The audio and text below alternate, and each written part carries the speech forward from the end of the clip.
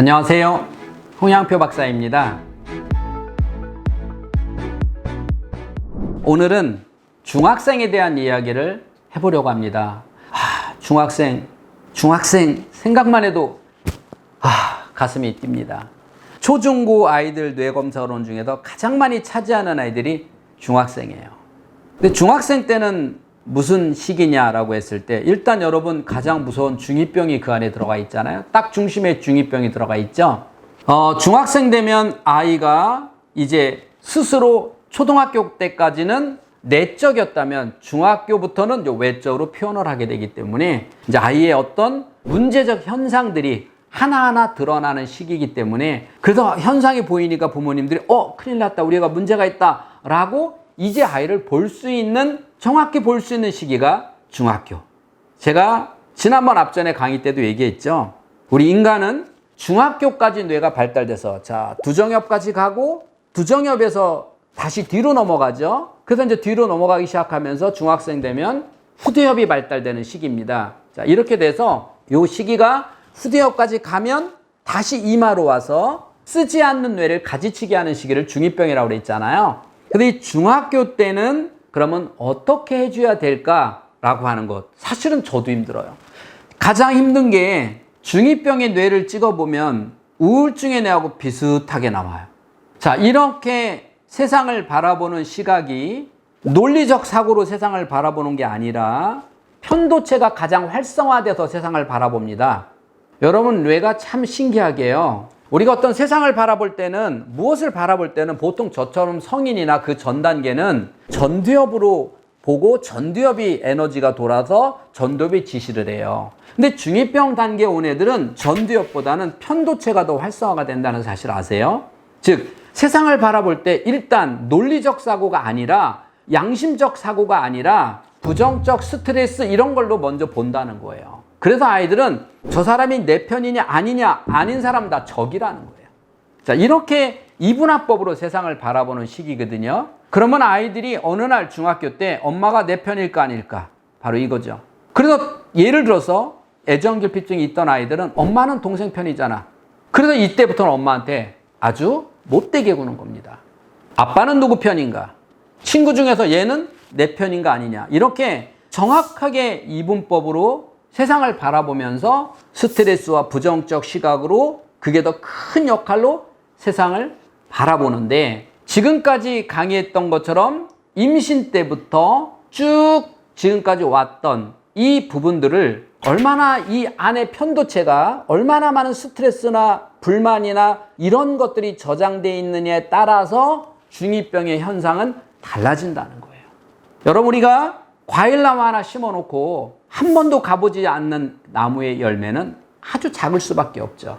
그러나 정말 잘 관리하면 열매가 잘 열잖아요. 마찬가지죠.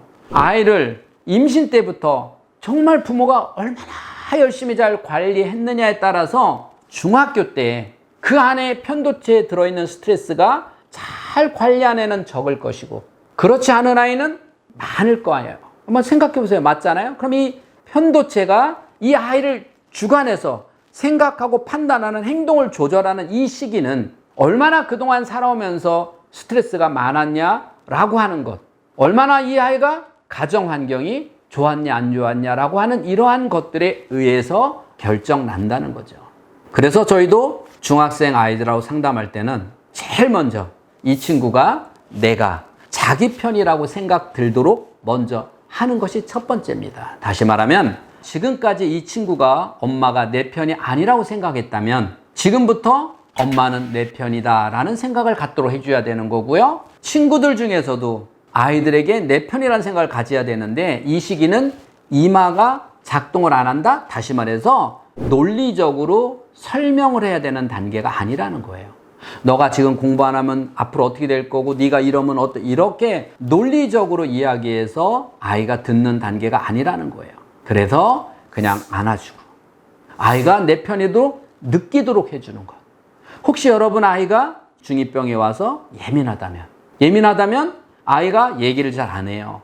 안으로 감추죠?